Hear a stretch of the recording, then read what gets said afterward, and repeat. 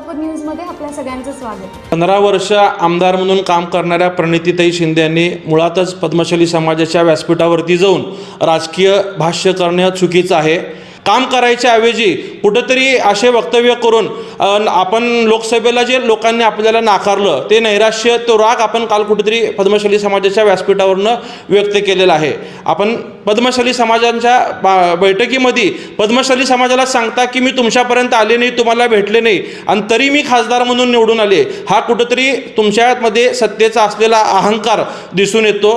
तुम्ही जर ताई अभ्यास केलात तर शहरातल्या सगळ्या मतदारांनी तुम्हाला दारुण नाकारलेला आहे, शहरात तुमचा पराभव झालेला आहे, हे तुम्हाला कुठेतरी मान्य करावं लागतं। परंतु लोकशाहीत एक मतांनी काय होऊ नये, कोणी जर निवडून आला तर ते आपण स्वीकारलं पाहिजे।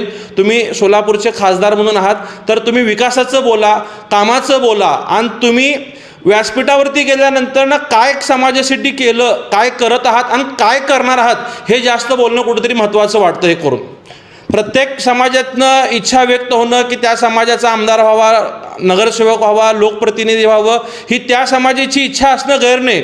परंतु तुम्ही त्यांच्यावरती कुठेतरी त्यांच्या भावना दुखून त्यांच्या अपेक्षावरती अतिक्रमण करणं ही चुकीची आहे। तुमची मानसिकता कुठेतरी बिघडत चाललेली अशी दिसते। करून माझं सोलापूर न्यूज या यूट्यूब चॅनलला सबस्क्राईब करा आणि बेल आयकॉन प्रेस करायला विसरू नका।